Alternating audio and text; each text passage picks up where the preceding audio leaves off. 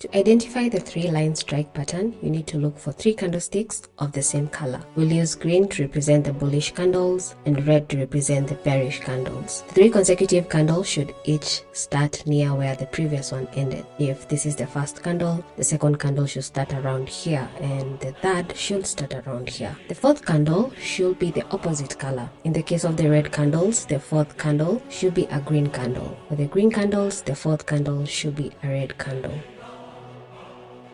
Furthermore, the fourth candle should break through the price level of the first candle. Let's look at some examples.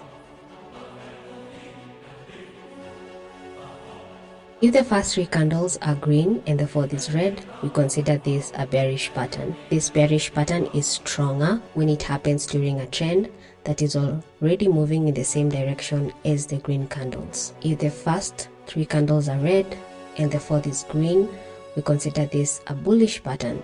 This bullish pattern is stronger when it happens during a trend that is already moving in the same direction as the three red candles. You can download the candlestick trading pattern bot from the first link in the description.